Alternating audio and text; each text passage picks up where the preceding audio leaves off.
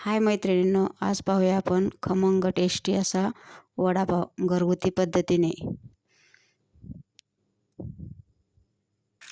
सर्वात अगोदर इथे मी बटाटे स्वच्छ पाण्याने धुवून घेतले आहेत।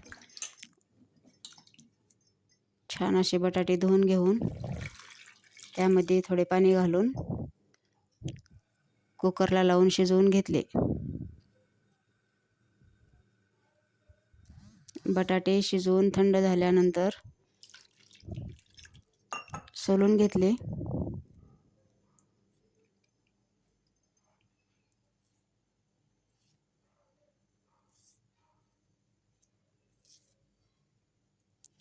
सर्व बटाटे असे छान सोलून घेतले।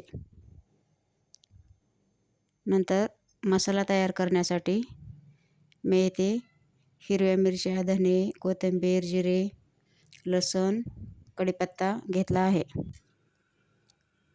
हिरवी मिरची, धने, लसूण, जिरे याचं मिक्सरला बारीक वाटण करून घेतलं। नंतर कढईमध्ये थोडं तेल घातलं। नंतर जिरे मोहरी टाकली।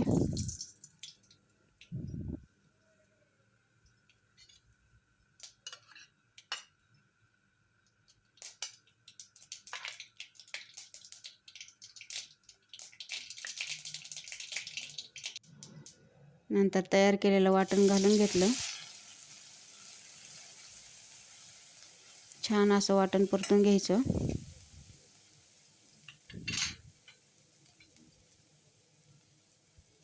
नंतर कढीपत्ता घालून घेतला।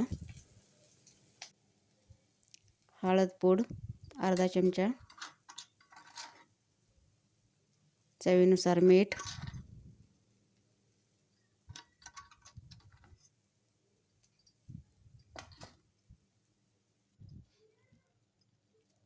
छान असं मिक्स करून घेऊन मसाला तयार केला।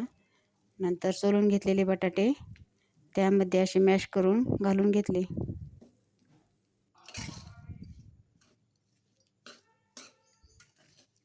नंतर हे सर्व छान असं एकजीव करून घेतलं। नंतर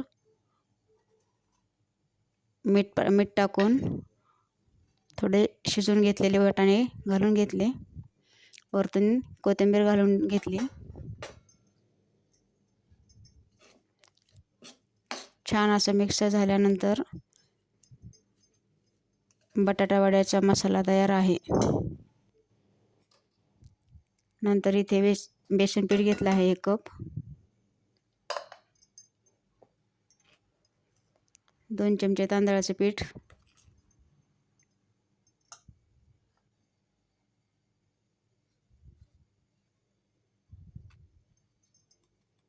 चवीनुसार मीठ, थोडा खायचा सोडा अर्धा चमचा छोट्या चमच्याने। नंतर हे सर्व मिक्स करून छान असं याचं बॅटर तयार करून घ्यायचं।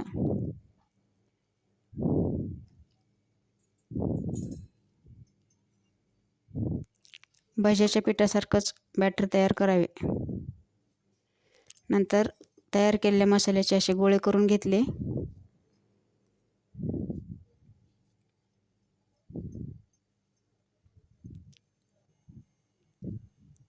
व तयार केलेल्या बॅटरमध्ये बुडवून कढईमध्ये तळून घेतले।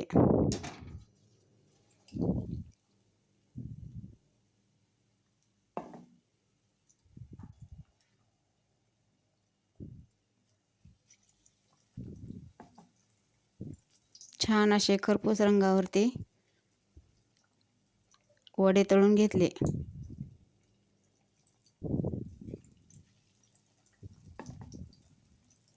तांदळाचे पीठ टाकल्यामुळे वडे कुरकुरीत बनतात।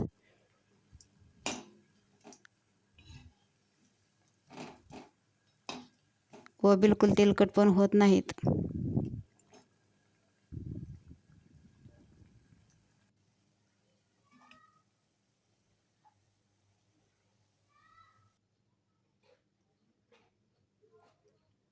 तयार आहेत आता आपले इथे वडे।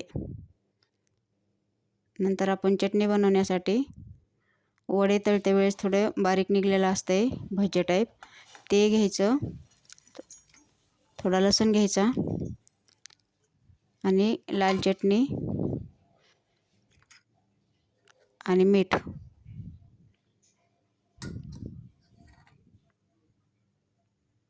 हे मिक्सरला बारीक वाटून घेतलं. नंतर असे पावाला मध्यभागी थोडं कट करून घेऊन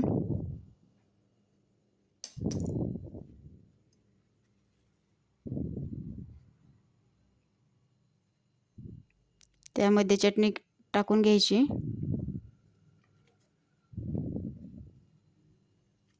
व नंतर असा वडा ठेवून घ्यायचा.